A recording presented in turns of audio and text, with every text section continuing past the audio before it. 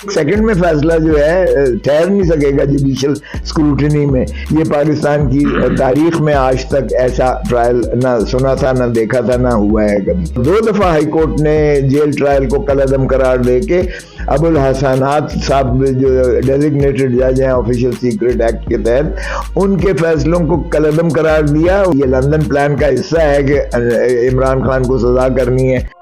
इमरान खान से मोहब्बत करने वाले हमारे चैनल को ज़रूर सब्सक्राइब करें।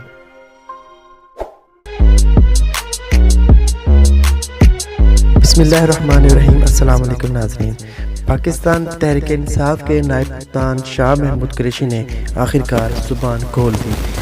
शाह महमूद कुरैशी ने दावा किया कि साबिक आर्मी चीफ कमर जावेद बाजवा ने इमरान खान को कहा था इंसान बन जाओ वरना सज़ा हो जाएगी।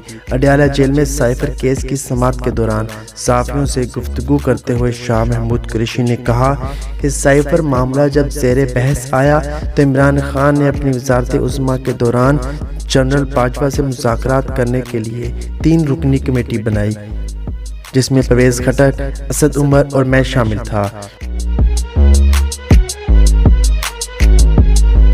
शाह महमूद कुरैशी के मुताबिक कमेटी ने आर्मी हाउस के सन रूम में जनरल बाजवा से मुलाकात की और अपने तहफ़्फ़ुज़ात सामने रखे।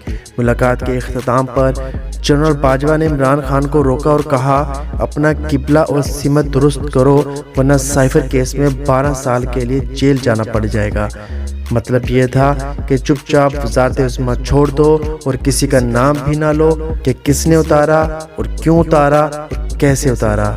शाह महमूद कुरैशी ने कहा कि इसके बाद 22 अगस्त को इमरान खान की ऐवान सदर में जनरल बाजवा से मुलाकात हुई, जिसमें जनरल बाजवा ने इमरान खान को कहा कि इंसान के बच्चे बन जाओ वरना सज़ा हो जाएगी। शाह महमूद कुरैशी ने कहा कि जनरल रिटायर्ड बाजवा को अदालत बुलाएं।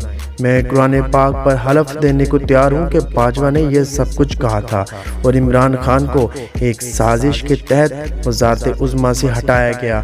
आखिर में शाह महमूद कुरैशी ने कहा कि पीटीआई का कोई उम्मीदवार कामयाबी के बाद अगर हॉर्स ट्रेडिंग करेगा तो वो उसकी खुदकुशी होगी।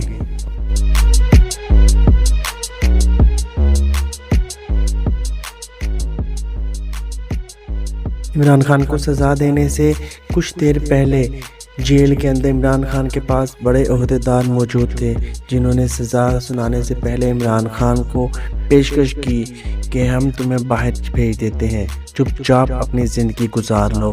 लेकिन इमरान खान ने कहा ना मैं बाहर जाऊंगा और ना ही मैं चुप रहूंगा। मेरा मरना और जीना इस मुल्क के लिए है और इस मुल्क के अंदर ही है। मैं अपनी आवाम को यूं तन्हा नहीं छोड़ूंगा। मैंने कभी करप्शन नहीं की, मैंने जुल्म का साथ नहीं दिया और ना ही कभी दूंगा।